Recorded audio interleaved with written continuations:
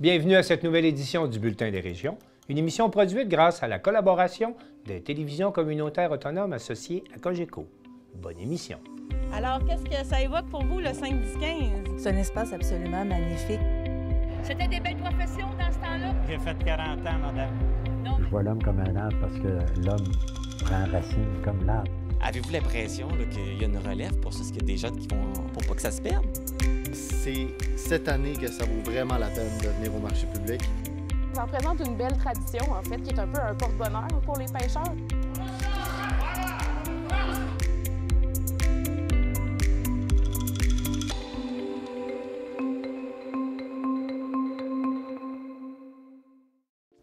Au sommaire pour vous cette semaine. À Bonaventure, le Bioparc obtient un important soutien financier. Dans le centre du Québec, on se soucie de la santé psychologique des producteurs agricoles. À Cap-Saint-Ignace, fermeture d'un autre commerce de proximité, la boulangerie C. Blouin et Fils. À Saint-Raymond, 2 services d'incendie s'unissent pour acheter de nouveaux appareils respiratoires. À Forestville, une levée de fonds pour acheter un véhicule adapté. À Sainte-Flavie, l'auteur-compositeur David Pinault entrevoit l'année 2025 avec beaucoup de défis. Au Parc national des Hautes-Gorges de la rivière Malbaie, une expérience hivernale hors du commun. Mais pour commencer cette émission, on va se rendre à Percé, où les membres du conseil municipal ont décidé de tenir certaines séances du conseil municipal à l'extérieur de l'hôtel de ville pour se rapprocher des citoyens. Un reportage de Jean-Denis Laperrière de la télévision du Rocher-Percé. Le 14 janvier dernier, la ville de Percé a tenu sa première séance du conseil municipal de l'année à l'extérieur de l'hôtel de ville. Cette nouvelle approche mènera le conseil dans les centres communautaires des différents secteurs du territoire. L'objectif est d'offrir aux citoyens des secteurs éloignés qui peuvent avoir de la difficulté à se déplacer jusqu'à Percé une chance de participer aux séances, de partager leurs points de vue et de faire valoir leurs besoins. Je me suis entretenu avec Daniel Leboeuf, maire de la ville de Percé, pour en savoir plus. Donc, on est au centre communautaire L'Oasis de Percé. On vient de terminer la première séance municipale de l'année. Pendant toute l'année 2025, vous allez faire les séances municipales, en tout cas certaines, vous allez le faire sur la route dans les différents secteurs de la ville. Pourquoi avoir mis en place cette façon de faire-là pour cette année? Pour 2 raisons. Ça va être en alternance. Un mois, ça va être à l'hôtel de ville. L'autre mois, ça va être dans un centre communautaire, dans un secteur. Une des premières raisons pourquoi j'ai proposé ça au conseil municipal, c'est pour rapprocher le conseil de ses citoyens dans ces divers secteurs. Quand on regarde juste un conseil municipal à l'hôtel de ville central, dans une petite ville, c'est pas dangereux. Mais quand tes citoyens sont à plus de 30 minutes, parfois, là, de Saint-Georges-de-la-Malbaie et Val-d'Espoir, c'est un bon 20-25 minutes pour venir assister à un conseil municipal, bien, ça ne les incite pas à venir et ça va nous exposer aussi à d'autres préoccupations d'autres citoyens que ceux qui sont plus près, qui ont plus de facilité à venir. Et deuxième raison, je voulais vous dire avant, merci beaucoup à la télévision communautaire de nous suivre dans cette aventure. Parce que dans la dernière séance d'aujourd'hui au centre communautaire de l'Oasis, vous avez vu aussi là, que les centres communautaires ont des demandes différentes les uns des autres. On contribue à l'électricité, la ville contribue à payer le compte de l'électricité d'un centre communautaire alors qu'il doit subventionner un autre. La ville déneige un centre communautaire alors qu'un autre centre communautaire doit défrayer ses frais de déneigement. On veut arriver à un plan de support de nos centres communautaires qui soit uniforme, qui soit équitable entre tous les secteurs et qui les soutiennent vraiment. Ce n'est pas un bail strict, là, mais moi, je vois ça comme un programme de revitalisation de nos centres communautaires. Parce que c'est eux autres qui gardent la vie active dans chacun des coins de notre municipalité. Donc, en faisant ça dans les centres communautaires, vous venez les supporter en même temps dans leur Par une visibilité aussi. Ils ont été tellement accueillants quand on leur a proposé ça. Ils ont tous dit oui tout de suite. Fait que ça va faire une activité de plus dans leur secteur. On reconnaît leur importance, l'importance de leur rôle dans leur communauté. Puis je pense que c'est gagnant-gagnant pour tout le monde. Il y a une raison pour avoir choisi les centres communautaires? Ah, ben c'est vrai déjà. Ben, la plupart sont des immeubles propriétés de la ville. Et c'est vraiment des lieux de rencontre, de rassemblement dans chacun des villages. Parachois, Bridgeville, Saint-Georges, Val-d'Espoir. C'est là que tout se passe, les activités en général.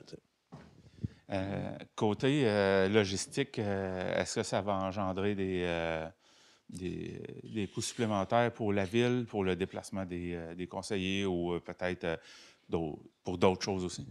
Non, je ne crois pas que ce soit très, très important. La télévision communautaire nous appuie là-dedans, elle nous suit, puis si vous augmenterez pas trop votre facture, ça ne nous dérangera pas. Donc, par cette action-là, on espère aussi une plus grande participation citoyenne aux séances. Si la participation est là, est-ce que vous allez reconduire cette initiative-là pour les années futures?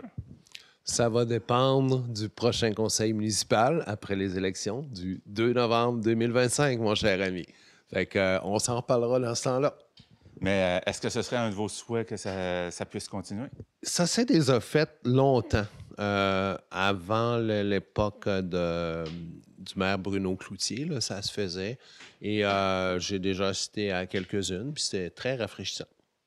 Les lieux des prochaines séances municipales sur la route sont répartis comme suit.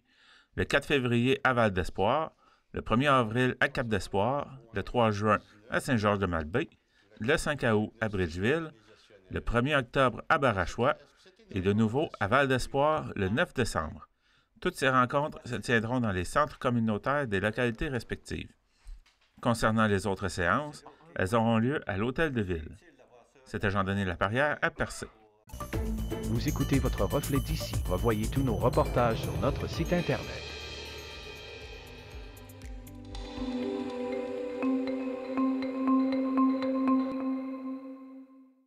J'accueille maintenant Valérie Pinault de Télévague pour faire le point sur les dossiers d'actualité de sa région. Valérie, bonjour. Bonjour, Martin. Première question, Valérie. Télévague, ça couvre quel territoire? Oui, Télévague, il couvre de la MRC de Bonaventure et la MRC du Rocher-Percé. Ça s'étend de la ville de Bonaventure jusqu'à Chandler, sur une centaine de kilomètres linéaires.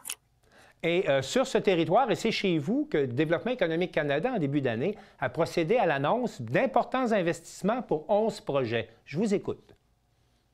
Oui, bien, justement, le Parlement à Ottawa il est en suspens, mais ça n'a pas empêché le gouvernement fédéral de faire une annonce au Bioparc à Bonaventure il y a une dizaine de jours. Oui. C'était la ministre députée Diane Boutillier, qui est de notre région. Elle a annoncé que le gouvernement fédéral accordait 10,1 millions de dollars à 11 porteurs de projets de la région. Ça, c'était pour dans les attraits touristiques ou pour augmenter la productivité ou l'innovation d'une entreprise ou d'un organisme. Quelles sont les entreprises qui ont reçu des fonds? Oui, bien, celle qui a eu la plus grande part du gâteau, c'est le Bioparc. Il a reçu 2,7 millions de dollars. Ça, c'était pour leur plan d'aménagement. Ils vont créer agrandir et créer une nouvelle partie de la clinique pour les animaux et reconstruire aussi des enclos pour les animaux. Ensuite, on a Mérineuve. Mérineuve, qui est située à Grande-Rivière. Eux autres, ils ont eu comme 2 millions de dollars. Puis eux autres, ils font de l'étude et de la recherche scientifique pour l'industrie de la pêche et de l'aquaculture. On a aussi AAM Canada, qui sont situés à Cap-Chat. Eux autres, c'est pour augmenter leur productivité en alumine et les dérivés d'aluminium. Il y a aussi Cuisimère. Cuisimère, eux autres, sont situés à Mont-Louis. Ils font la transformation de poissons pêchés du fleuve Saint-Laurent. Il y a aussi le parc de la petite rivière, de la petite Cascapédia, le village en chanson de Petite-Vallée. Oui. Il y a les bateliers de Percé aussi, qui vont recevoir de l'argent. On a aussi le regroupement des pêcheurs Gaspésie-Sud et puis la Corporation de développement de la Marthe, qui eux autres, ils ont un plan d'aménagement pour leur fort à la Marthe. Alors, je crois que ça fait le tour. Oui, et comme on peut voir, ça touche beaucoup le tourisme, mais aussi d'autres secteurs, des secteurs de recherche là-dedans. Oui. J'aimerais également savoir, là, vous nous apprenez qu'il y a 2 municipalités qui ont décidé de travailler ensemble pour avoir le même puits, la même prise d'eau. Pouvez-vous nous expliquer là, comment on en vient à travailler ensemble comme ça, 2 municipalités?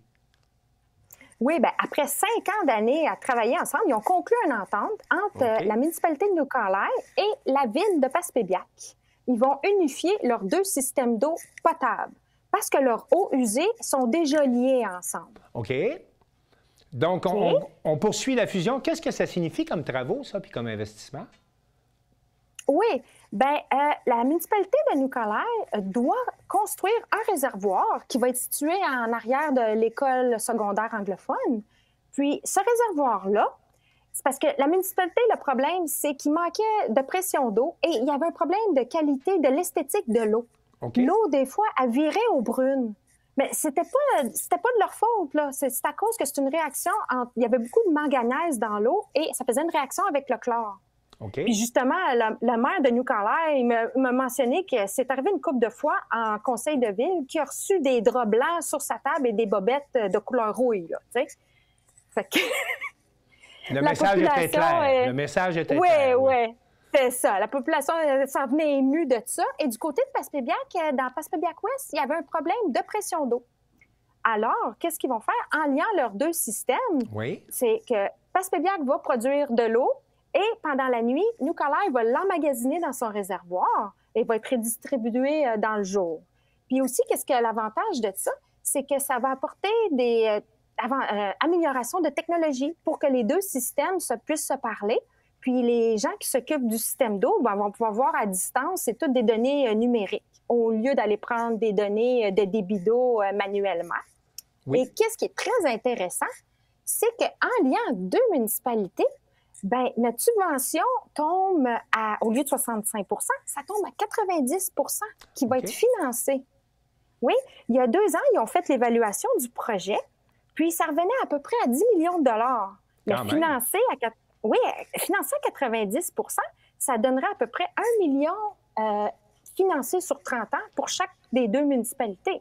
C'est très intéressant. Est-ce qu'on sait à quel endroit vont être construites ces nouvelles infrastructures et puis à quel moment là, vous allez pouvoir bénéficier de ces nouveaux systèmes? Oui. Bon, là, le réservoir va être construit à New-Carlisle, qui a l'école secondaire puis primaire présentement. Mais là, il y a un enjeu spécial. C'est parce que la municipalité est en train de construire une nouvelle école primaire secondaire anglophone. OK? Puis cette école-là, le problème, c'est qu'il n'y aura pas assez de pression dans le système existant de pression d'eau pour faire fonctionner les gicleurs de l'école. Puis l'école est supposée ouvrir en janvier 2026. C'est quand même assez rapproché dans le délai.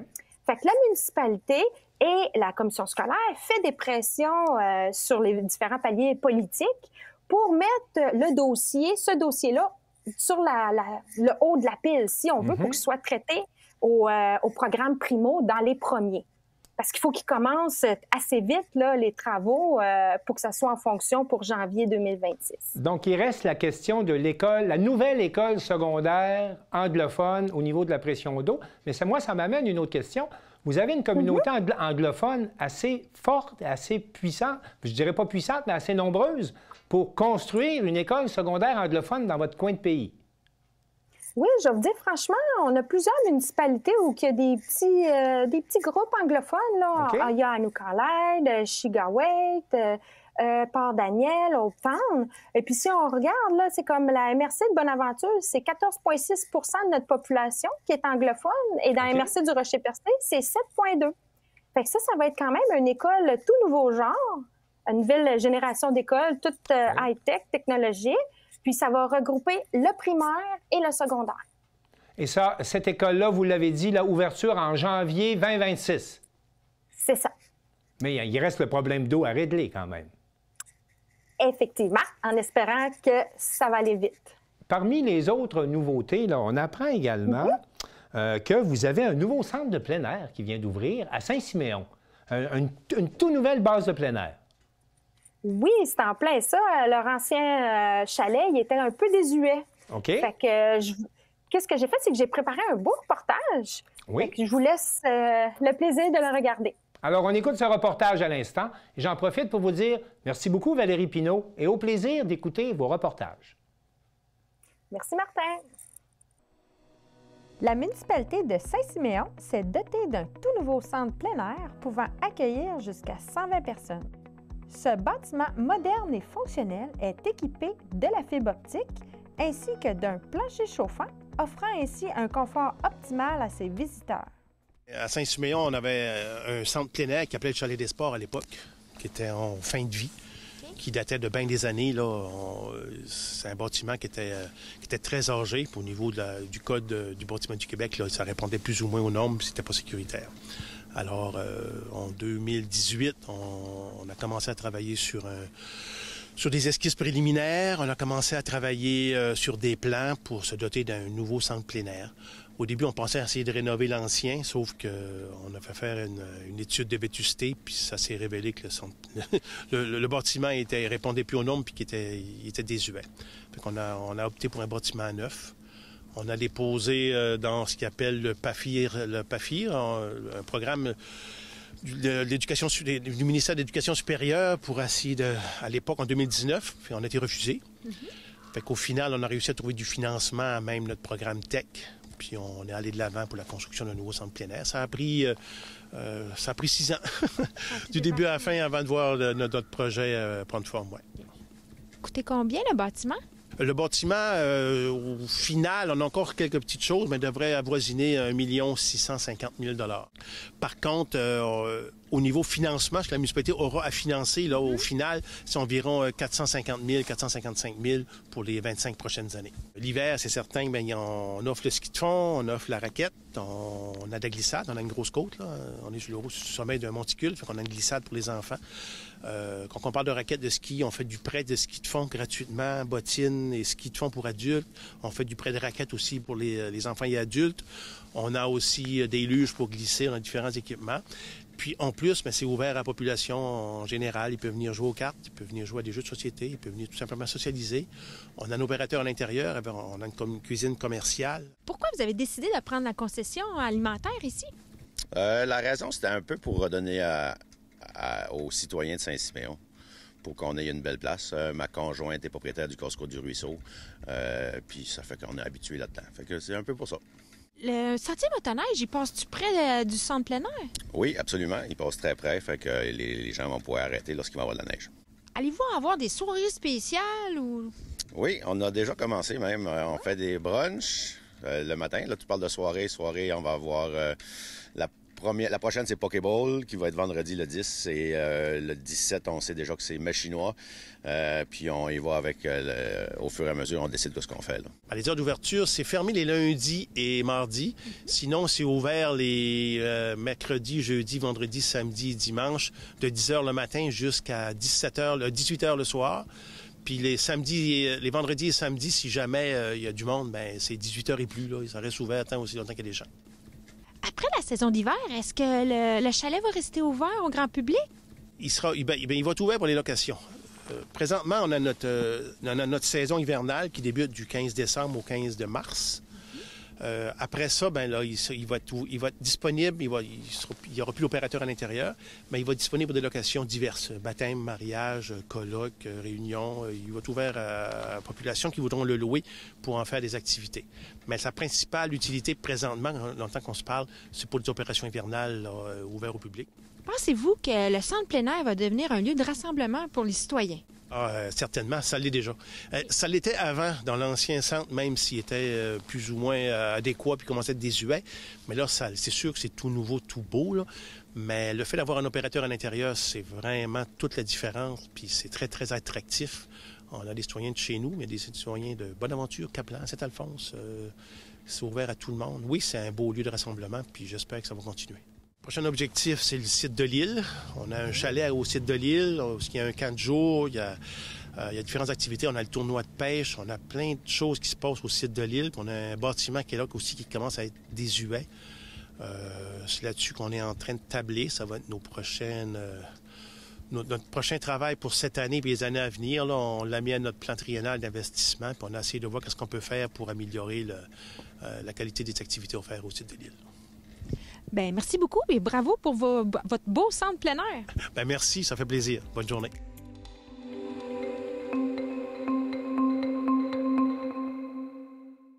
Sylvana Suarez de la Télévision de l'Érable s'entretient avec Éric Houle, le président de l'UPA du Centre du Québec, au sujet d'un programme de soutien à la santé psychologique des travailleurs agricoles.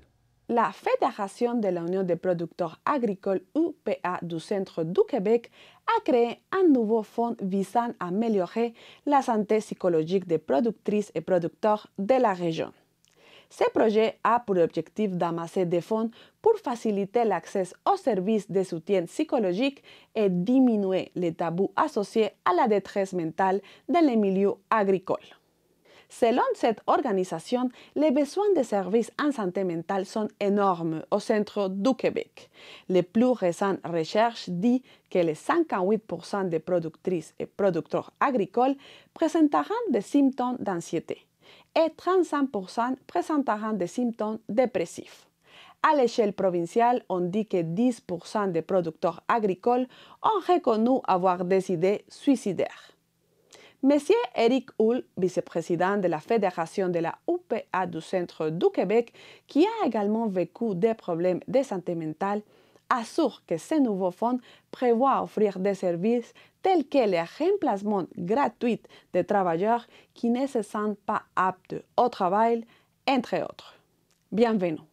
Monsieur Éric, bonjour et bienvenue à cette émission. Bonjour, ça me fait plaisir. Bon, avant de parler du fonds que maintenant il y a pour la santé psychologique des producteurs d'ici de la région, on va commencer pour parler de pourquoi c'est important de parler de santé mentale dans les milieux agricoles de la région.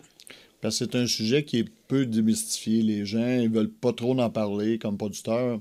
On n'aime pas parler qu'on est des gens qui ont des problèmes psychologiques ou des problèmes soit de santé mentale ou peu importe. Fait que c'est un milieu qui est un petit peu plus fermé. Fait qu'il faut un peu le démystifier puis qu'on n'ait pas peur d'en parler puis s'assurer de briser l'isolement parce qu'on est des producteurs que bien souvent on se retrouve, on travaille chez nous, on est plus porté d'être isolé.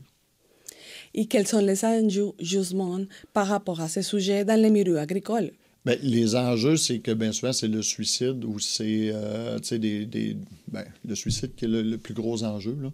Puis il faut s'assurer de ne pas en avoir le moins possible parce que c'est un métier auquel il y a le plus de suicides. C'est malheureux, mais c'est le métier où il y a plus de suicides. Fait que faut vraiment... le fonds a été créé pour ça, essayer de démystifier, essayer de créer des nouvelles choses pour s'assurer que les gens puissent en parler de plus en plus, puis s'assurer aussi qu'il y ait des soins qui soient appropriés pour eux. Quels sont les facteurs, justement, que vous voyez qui peuvent déclencher des troubles psychologiques dans les agriculteurs de la région, producteurs agricoles? C'est ça. Mais les producteurs ne veulent pas. On est toujours soumis à la pression, soit météorologique, soit la pression financière. On a vécu cette année, l'année passée aussi, les hausses de taux d'intérêt, les choses comme ça. L'isolement, c'est une chose qu'on va beaucoup voir parce que le producteur va être chez lui, il va avoir un problème financier, il ne sortira plus, il va rester chez lui, ça va aggraver le problème un peu plus. Là. Quels sont les tabous qu'il y a? Justement, pourquoi un agriculteur ne peut pas parler ou exprimer qui se sent en dépression ou qui a l'anxiété? Quels sont les tabous? Est-ce que c'est toujours les mails ou qu'est-ce que c'est? Bien, je te dirais, c'est peut-être le métier où le fait qu'un producteur, c'est fort. Ça n'a pas d'émotion, presquement pas. Qu'il ne peut pas être malade. Il n'a pas le temps d'être malade non plus. Parce qu'il y a des animaux, il y a ci, il y a ça. On parle beaucoup de bien-être animal, mais on parle très peu du bien-être du producteur. Fait que là, on commence à démystifier le plus possible ça, mais c'est long de changer de mentalité de producteur. Oui, c'est ça, parce qu'on pense qu'ils sont toujours comme forts. Ils sont aussi comme la tête toujours économique de la famille, non? Ils sont économiquement sont les personnes qui sont toujours en tête de sa famille. Oui, c'est ça. Et vous avez annoncé justement des fonds visant à améliorer cette problématique. Bon, de quoi il s'agit spécifiquement? C'est un fonds, en fait, qui va venir couvrir les manques qu'il y a dans tu sais, on ne veut pas dédoubler ce qui est déjà fait là.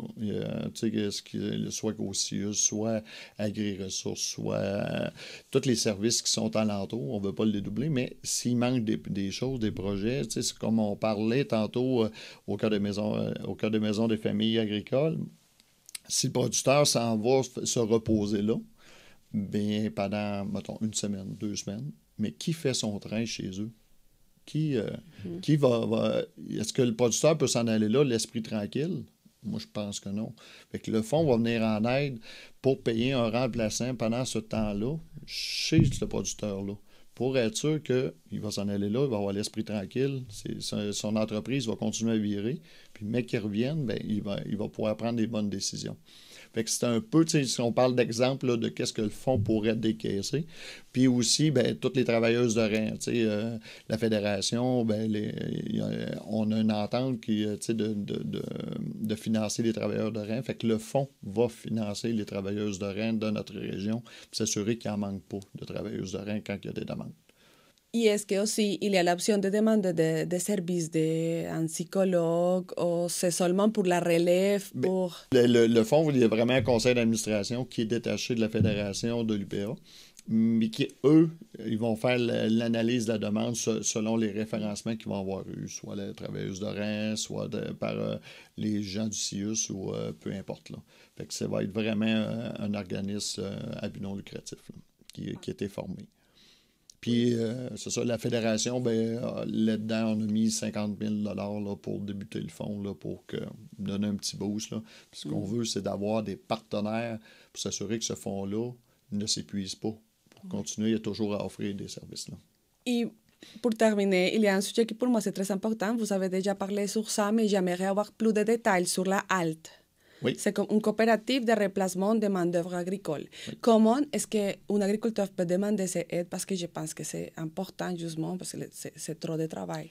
Bien, cette coopérative-là, c'est une coopérative de producteurs et de remplaçants. Fait que c'est une coopérative, les deux sont dans la même coopérative. Puis, il s'agit d'être membre, de nous demander d'être membre. Puis, tu as une cotisation annuelle que tu peux payer temps par année, un peu comme un CAA. Fait que tu peux l'avoir. Mais aussi, il y a une chose qui est pas pire dans ce service-là, c'est qu'en cas d'urgence, tu deviens prioritaire. Maladie, mortalité, peu importe, tu as des urgences qui sont plus prioritaires qu'un surcroît de travail.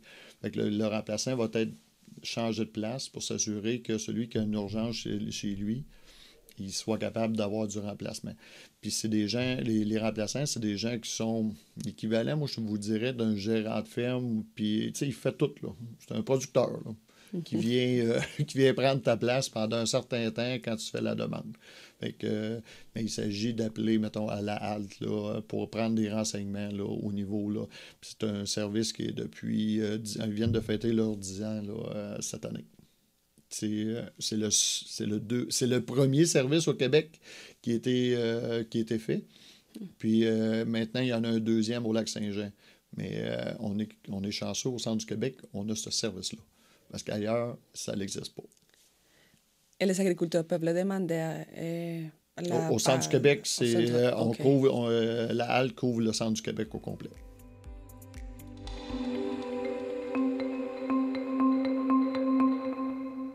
Autrefois présents dans chaque village du Québec, les commerces de proximité ont de plus en plus de difficultés à survivre. C'est le cas de la boulangerie C. Blouin et Fils à Cap-Saint-Ignace, qui malheureusement cessera ses activités dans quelques semaines. Un reportage de Jean Carbonneau de CEMA TV.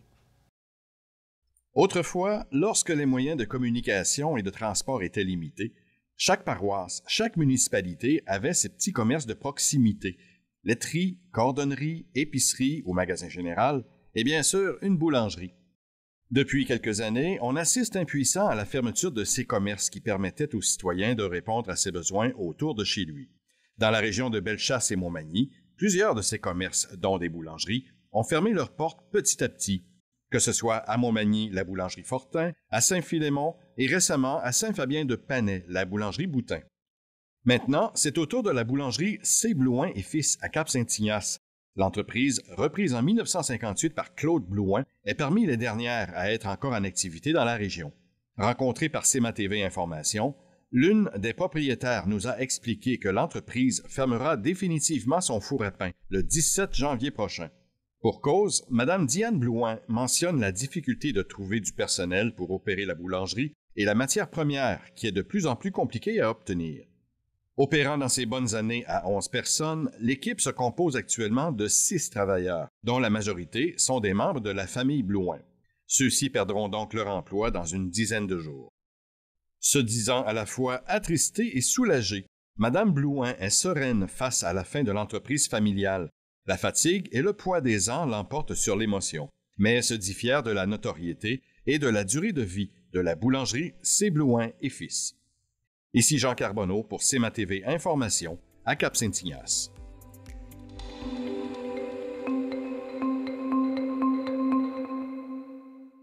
Les villes de Saint-Raymond et de Pont-Rouge ont réalisé d'importantes économies en s'unissant pour acheter de nouveaux appareils respiratoires pour leur service d'incendie. Un reportage de Philippe Papillon de CJSR. Les villes de Pont-Rouge et Saint-Raymond ont collaboré pour procéder à l'achat de 48 appareils de protection respiratoire isolants autonomes pour offrir à leurs services incendies respectifs du matériel d'une grande qualité, tout en réduisant l'investissement nécessaire. CJSR s'est rendu à la caserne incendie de Saint-Raymond pour discuter avec les directeurs incendies de Saint-Raymond et Pont-Rouge. Oui, dans le fond, la raison pourquoi on a acheté ce type d'appareil respiratoire-là, c'est vraiment, premièrement, parce qu'on avait besoin de renouveler nos flottes d'appareils respiratoires, autant du côté de Pont-Rouge que de Saint-Raymond. Nos flottes d'appareils respiratoires avaient atteint leur fin de vie utile. Il y a des appareils qui étaient défectueux, il y a des bouteilles aussi qui étaient rendues défectueuses. Puis, c'est des appareils qui dataient quand même d'une 15 à 20 années d'âge. Fait que c'est des technologies qui étaient plus vieilles, puis les pièces étaient plus disponibles pour faire la réparation ou très coûteuses. Fait que c'est la première raison qui nous a amené vraiment à aller en appel d'offres pour remplacer les appareils respiratoires. Alors, pourquoi c'était important le changement? Bien, entre autres, au niveau de la décontamination des appareils pour le lavage après les interventions. On avait aussi une spécification au niveau du harnais qui était beaucoup plus sécuritaire et avec une charge plus grande au niveau du transport d'un pompier, par exemple, qui serait en détresse. Et entre les 4 services incendie, l'interopérabilité, on a 220 cylindres disponibles pour se partager les cylindres dans l'intervention majeure. Si Pont-Rouge vient à Saint-Raymond ou Saint-Raymond vient à Pont-Rouge, Saint-Basile ou Sainte-Catherine, la Jacques-Cartier, par exemple, tous les cylindres sont communs, on peut les interchanger entre les appareils respiratoires sans problème parce qu'on a le même modèle. Si on parle des composants de l'appareil respiratoire, une des nouveautés, c'est le harnais, comme je vous parlais tout à l'heure, entre autres avec la possibilité d'accrocher un crochet ici pour le sauvetage d'un pompier. C'est 1000 livres de charge possible.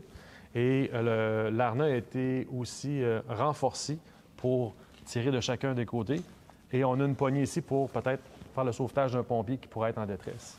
À l'intérieur du harnais, on a maintenant des batteries rechargeables avec une durée de 18 heures, ce qui nous permet de faire de longues interventions puis pas manquer de batterie pour les fonctions vitales de l'appareil respiratoire. Au niveau du cylindre pour l'apport en air, pour fournir l'appareil, on a 2 modèles de cylindres qu'on a acquis. Il y a un cylindre de plus petite taille. L'avantage, il est plus léger, plus compact aussi. Fait qu'un pompier pourrait se fatiguer moins vite pour des types d'interventions où il n'y aura pas toujours besoin d'être connecté. Le cylindre dure en moyenne environ 30 minutes, dépendamment du travail qui est accompli par le pompier. L'autre type de cylindre, c'est le cylindre qu'on a en plus grande quantité, les 2 villes. C'est un cylindre qui va durer environ 45 minutes. Un petit peu plus lourd, un petit peu plus volumineux, mais par contre, plus d'autonomie pour un pompier qui va travailler sur un toit ou dans une échelle. Puis aussi, sur les cylindres, une innovation qu'on a avec notre nouvelle génération d'appareils respiratoires, c'est vraiment ce qu'on appelle le Quick Connect. Avant, sur l'ancienne génération, c'était des filets qu'on vissait. On pouvait avoir de la saleté un peu ou du gel, des fois, qui rendait difficile la connexion. Là, tout se fait rapidement par le Quick Connect. Autant pour remplir les bouteilles dans nos postes de remplissage, dans nos casernes, que sur des interventions, tout est facilité. C'est une économie de 75 000 $ qui a été réalisée grâce à cette procédure d'achat regroupée de 48 appareils et de 128 cylindres d'air respirable dont bénéficiera la soixantaine de membres du personnel des deux services. Oui, dans le fond, la raison pourquoi on a décidé de faire un achat conjoint entre Saint-Raymond et Pont-Rouge, c'est vraiment, au départ, pour l'économie. C'était très intéressant de regrouper les deux villes ensemble. Ça nous permettait de sauver des sommes quand même importantes. Le projet global, là, au niveau formation, acquisition puis mise en service, ça nous a permis d'économiser 75 000 $ les deux villes conjointes. Fait que c'est quand même des économies qui sont intéressantes pour nos citoyens. Puis après ça, bien, il y avait vraiment la question d'interopérabilité entre les deux villes. On voulait s'assurer d'avoir les mêmes appareils respiratoires, de pouvoir s'échanger des services, s'échanger des appareils respiratoires, que ce soit au niveau de l'entretien aussi, de la formation. Ça facilitait vraiment tous ces aspects-là, là, de travailler ensemble pour le projet. Puis en terminant, on a eu une formation commune au niveau de la mise en service des appareils respiratoires et une formation un peu plus poussée pour la réparation. Donc, ce qui est possible, c'est Saint-Raymond ou Pont-Rouge peuvent réparer les appareils respiratoires, peu importe l'appareil vient de quelle ville. Puis on s'assure d'avoir la même réparation puis le même service pour nos deux villes. Si on continue l'explication de l'appareil respiratoire, on a au niveau du facial, une des grosses différences, c'est avant, la télémétrie était à l'extérieur du facial. Ça prenait des batteries pour l'alimenter. Maintenant, la télémétrie est dans... Tout concentré dans le détendeur. Dans le détendeur, merci Eric, dans le détendeur, j'avais un blanc. Et ça marche par fibre optique. Fait que les données de l'appareil respiratoire sont transmises aux pompiers par fibre optique dans sa partie faciale. C'est un des avantages au niveau de cet appareil respiratoire-là. Pour améliorer la communication, il y a un haut-parleur. Alors, lorsque le pompier va donner des comptes rendus ou des directives à son équipe, la communication est meilleure, étant donné qu'il y a un haut-parleur qui va amplifier la voix du pompier lors de l'intervention. Au niveau de la partie ici qu'on a sur l'appareil, dans le fond, on a un manomètre qui nous affiche la pression, puis il y a aussi un affichage digital qui est beaucoup plus convivial que ce qu'on avait avant sur les anciens appareils, parce qu'il va nous afficher selon les niveaux d'air des couleurs différentes pour nous aviser si on a évacué le bâtiment parce que notre niveau d'air est en train de diminuer. Cette partie-là sert aussi d'alarme de détresse. Si un pompier est plusieurs secondes sans bouger, va se mettre à émettre une préalarme et ensuite, si le pompier ne bouge pas plus, ça va émettre une alarme que tous les autres pompiers vont pouvoir entendre autour. Fait que ça, c'est vraiment une pièce importante de l'appareil respiratoire. Aussi, on a au niveau, là, dans la partie avant, un peu le même principe que la partie arrière qu'on voyait tantôt, la partie dorsale. Les bretelles de l'appareil sont beaucoup plus robustes, plus endurantes à la chaleur, puis aussi plus ergonomiques parce qu'ils sont plus larges. Fait que c'est toutes des petites améliorations qui ont été faites sur l'appareil pour le rendre plus sécuritaire et plus ergonomique. Alors, nos efforts de collaboration qu'on fait déjà avec Saint-Raymond, Pont-Rouge et entre autres aussi Saint-Basile, on a un logiciel de gestion ICO qui est le logiciel pour la gestion des interventions, les rapports annuels qu'on fait, on rentre nos statistiques d'appel à l'intérieur. Fait qu'on a tous le même logiciel pour le traitement des données. On fait beaucoup aussi d'entraide automatique, une dizaine de fois par année, où on va travailler en collaboration ensemble sur des interventions incendies, ce qui vient faciliter l'intervention maintenant, ayant tous des appareils respiratoires du même modèle. Ça nous permet de partager les appareils respiratoires, partager les cylindres. On est aussi à élaborer, toujours améliorer nos techniques de combat au niveau, par exemple, de la prise de commandement, des techniques d'attaque, d'avoir des techniques d'attaque qui sont semblables pour faciliter le travail, puis assurer la sécurité des pompiers lors d'intervention. Oui, puis par exemple, un exemple qu'on pourrait apporter là, au niveau là, de la collaboration entre les deux villes, dans le projet d'acquisition des appareils respiratoires, les deux villes, Pont-Rouge et Saint-Raymond, on a acquis chacun un système là, qu'on appelle un RIC-PAC qui sert à venir faire le sauvetage d'un pompier en détresse dans un bâtiment qui a de la fumée à l'intérieur ou dans un environnement dangereux. On vient avec le RIC-PAC pour faire le sauvetage du pompier. Fait que vraiment, avec les deux villes, on planifie prochainement faire une pratique là, pour l'usage du RIC-PAC. Parce que le RIC-PAC pourrait dépanner là, autant un pompier, justement, vu qu'on est compatible, de Pont-Rouge, de Saint-Basile ou de Sainte-Catherine-la-Jacques-Cartier. C'est vraiment le même système. Fait qu'on a avantage à faire des pratiques, des entraînements ensemble. C'est un reportage de Philippe Papillon avec la narration de Danick Julien pour CJSR.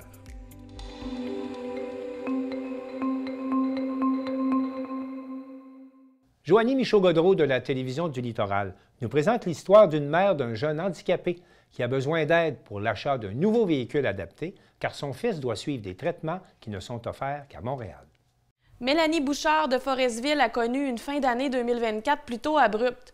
Son véhicule a lâché prise après un de ses multiples voyages à Montréal pour offrir des soins à son fils William, lourdement handicapé. Pour bien commencer 2025, un couple du Saguenay lance une levée de fonds afin de doter la famille d'un véhicule adapté. Voici mon reportage. Mélanie Bouchard réside à Forestville depuis 4 ans avec son fils William, qui aura bientôt 14 ans, et ses 3 autres enfants. Lorsqu'elle était enceinte de William, Mélanie a contracté le cytomégalovirus. Elle s'en est sortie indemne, mais pas son fils. Non, il est en fauteuil roulant 24/7. Bien, dans son lit, il est adapté. Là. Il y a comme une cage de lit autour pour pas qu'il tombe. Il est à risque de chute. Il n'y a aucun réflexe de protection. Par exemple, les physios, mettons, ils le mettaient sur un gros ballon. Il était tout petit, là. Il penchait par en avant. Un bébé qui a un réflexe de protection va faire ça. Lui, il faisait juste se laisser tomber. Il ne laissait pas tomber sur la tête, mais il serait tombé sur la tête. Oui, donc, il n'y a pas de réflexe de protection. Il faut tout le temps qu'il soit attaché plastron avec toutes les sangles de sécurité dans son fauteuil. Puis, c'est ça. Là, il y a de l'épilepsie, il y a eu une scoliose, il y a eu une grosse opération en 2024. Lourdement handicapé, William est suivi dans plusieurs hôpitaux de la province, ce qui amène sa mère à parcourir de nombreux kilomètres annuellement. Malheureusement, le nouveau véhicule adapté acheté en août 2024 cause bien des maux de tête à la famille. À ce jour, je suis rendue autour de 3 500 $ de garage depuis le mois d'août. Et ce soir, je vais avoir une nouvelle facture en allant chercher mon véhicule. Donc, c'est ça, c'est des surprises après des surprises après des surprises. Dans le temps des fêtes, il fallait que j'aille chercher William en répit à Québec. J'ai pas été capable d'aller chercher mon bearing de roue droit avant. Comme lâché, là, ça faisait un vacarme. Puis finalement, je peux pas faire la longue route. Donc, finalement, c'est mon petit frère qui est venu avec moi. Il a fallu transférer William à bras dans le véhicule, le fauteuil roulant, dans la valise de son Suburban. Parce qu'on a eu des heures de plaisir. Voyant que Mélanie était à bout de souffle en raison de son véhicule, son amie Mylène, propriétaire du relais de motoneige La Chapelle dans les Monts-Valin, a décidé de l'aider à s'en procurer un nouveau. Des billets pour remporter 2 motoneiges ont été vendus, permettant d'amasser 20 000 $ en une semaine. Pour récolter le reste du montant, une campagne GoFundMe a été lancée au début janvier. Je suis quelqu'un qui va se donner, puis j'ai vraiment beaucoup de difficultés à recevoir. J'ai pas de façon de gérer mes émotions. Je suis pas quelqu'un qui demande de l'aide, je suis capable tout seul. Je suis comme un homme qui ne demande pas son chemin, mais je suis une maman qui veut pas demander de l'aide. Fait que j'ai de l'aide malgré moi, fait que... c'est un défi d'accepter ouais, tout ça. Ben tout le monde m'a dit, tu sais, Mélane, tu le mérites, puis là, ben... Fait que là, ce soir, je suis dans mon lit, puis j'ai les yeux pleins d'eau, je suis comme... Ça me touche vraiment, là. Des partenaires se sont aussi joints au projet, notamment Chicoutimi Chrysler, le Club Lion de Chicoutimi et le Club Lion de Forestville. Pour Mélanie, ce nouveau véhicule permettra d'assurer la sécurité de ses enfants lors de ses nombreux voyages. La maman monoparentale lance également un appel à l'aide pour du soutien à domicile. Une banque d'environ 30 heures est disponible pour l'aider avec William à la maison. Une aide qui pourrait faire toute la différence.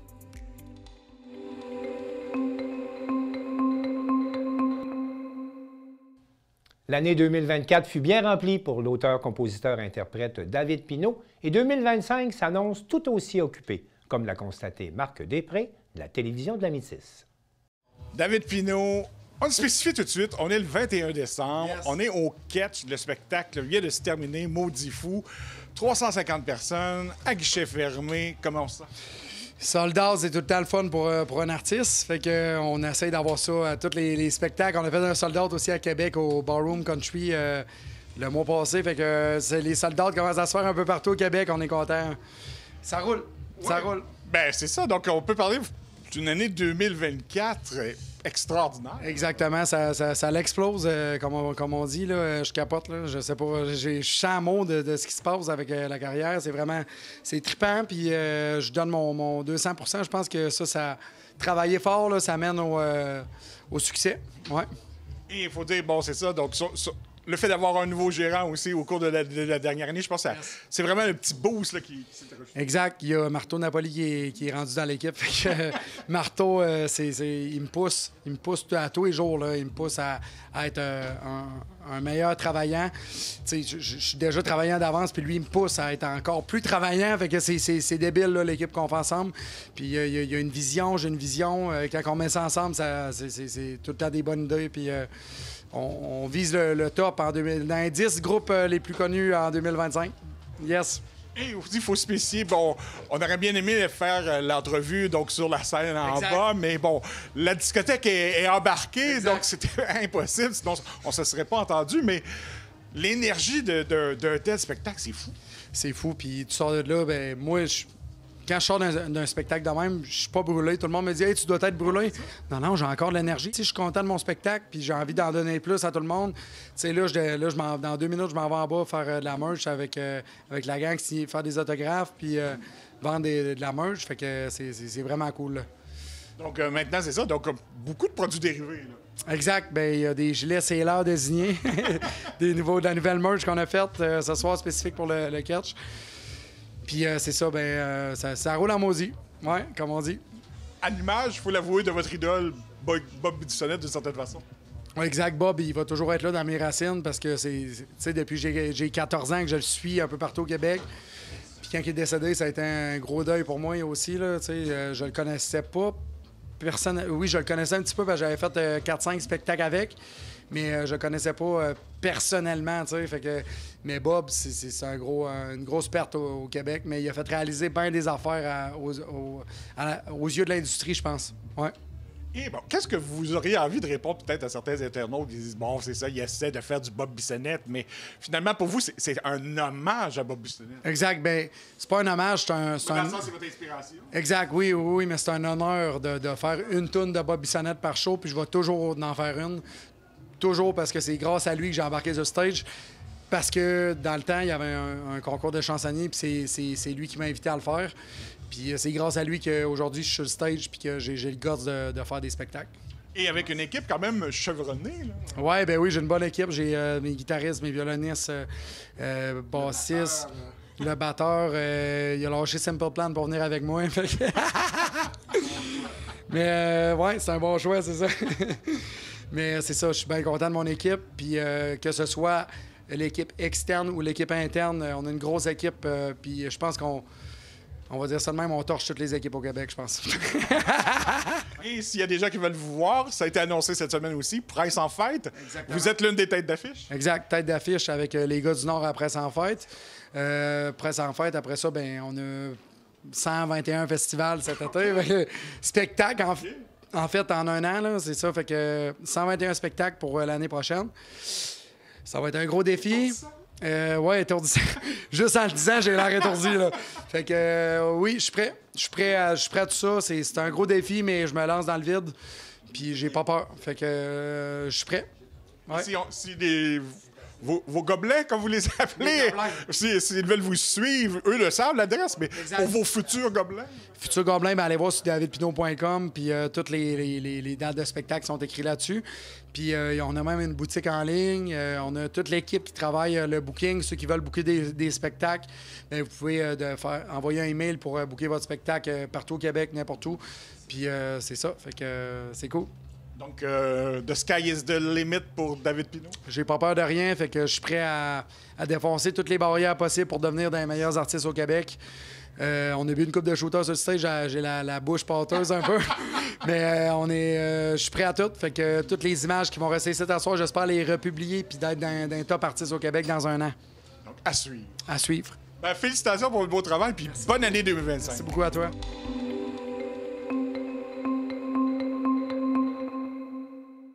Mathieu Larivière de TVCO nous présente les nouvelles activités hivernales qui sont offertes dans les 2 parcs nationaux de Charlevoix.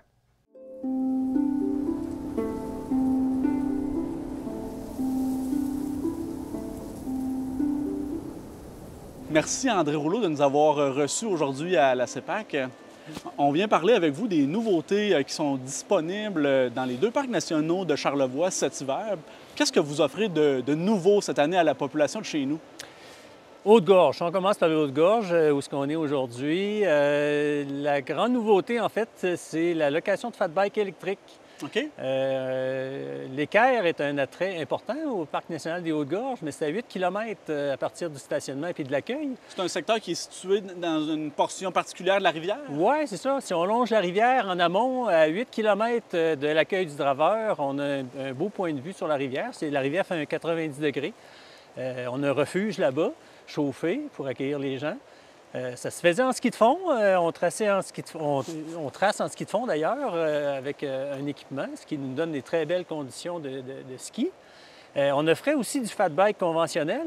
Oui. Mais là, cette année, on a fait l'acquisition de 7 fat bikes électriques qui facilitent beaucoup les choses. Ça, c'est la nouveauté cette année. Question de donner un peu plus d'adrénaline. Bien, en fait, donner une opportunité à des gens peut-être un peu moins en forme. On sait que le fat bike, quand même, ça demande beaucoup d'énergie.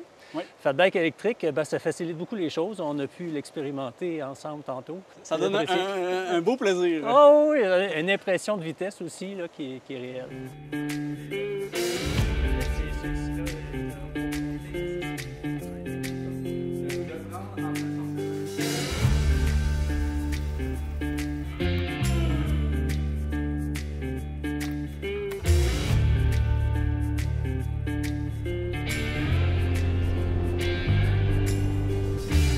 On a la coulée à Girard, elle était offerte l'année passée. En fait, la coulée à Girard, à partir de l'Équerre, qui est à 8 km de l'accueil, il y a encore un 11 km plus loin qui longe la rivière. C'est superbe aussi, c'est vraiment beau comme paysage.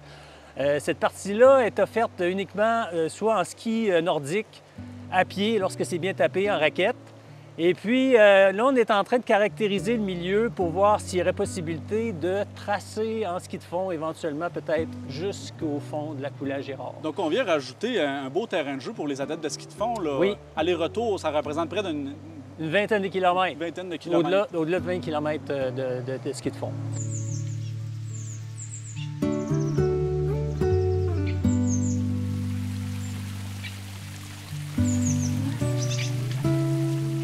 Qu'est-ce qui se passe du côté des Grands Jardins?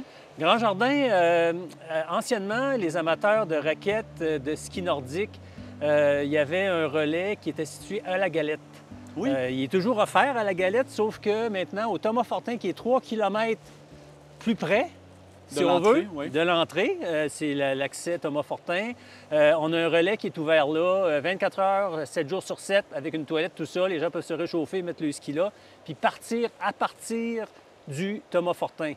Puis pour rejoindre notre réseau de sentiers, on a ajouté un nouveau sentier qui fait pratiquement 2 km, 2 points quelques kilomètres, qui va rejoindre le réseau de ski nordique qui était déjà existant à partir du Thomas Fortin.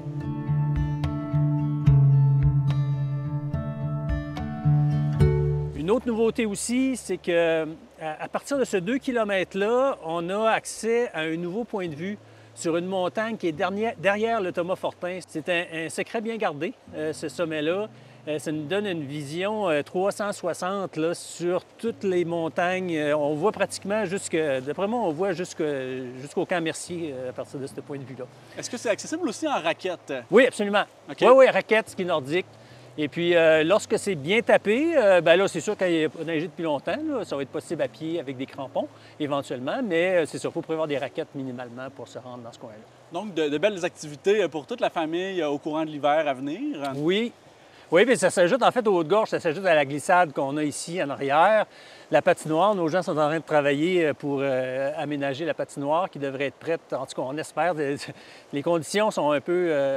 hasardeuse. En dents de scie, si on veut. Là. Fait qu'on va se mettre à préparer la patinoire d'ici quelques jours. Fait qu'on espère pouvoir patiner d'ici peut-être 1 semaine, 2 semaines. On va voir selon les conditions.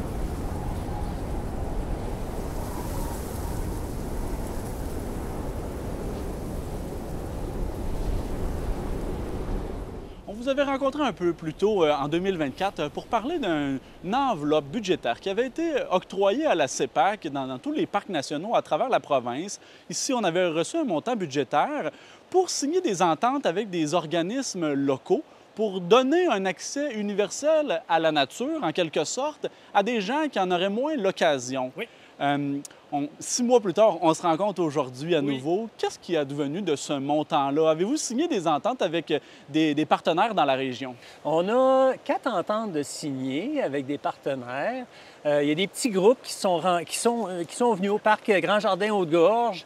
C'est toujours en cours. Il y a encore de l'argent disponible pour que les gens puissent accéder via des organismes à nos parcs nationaux. Et puis, bien, je réinvite vraiment ces organismes-là à nous contacter puis vraiment à signer une entente. C'est très simple, en fait. Les gens organisent une visite, on signe une petite entente, ils engagent le transporteur nous envoie la facture directement au parc, puis that's it, that's all. Donc, ça peut être des nouveaux arrivants, par exemple, des organismes qui viennent en aide à des différentes populations? Absolument. Des gens qui ont moins accès à la nature, pour qui c'est plus difficile un peu, bien, ça facilite les choses, ça leur permet de découvrir ces beaux territoires-là.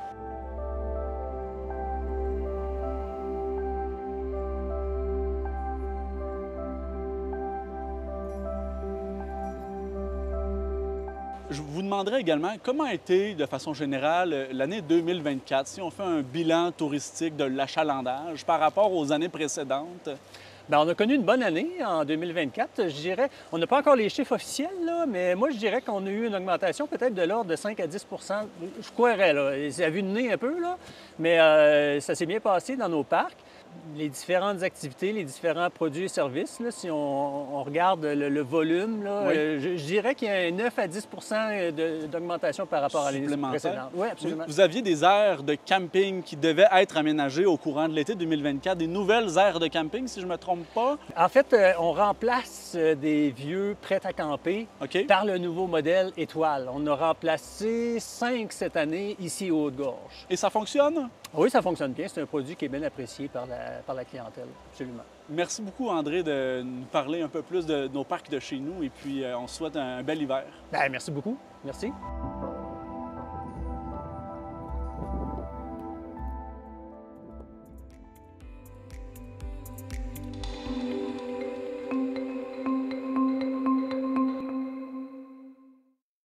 C'est tout pour le Bulletin des régions cette semaine. Je remercie toutes les stations de télévision participantes et je vous dis à bientôt.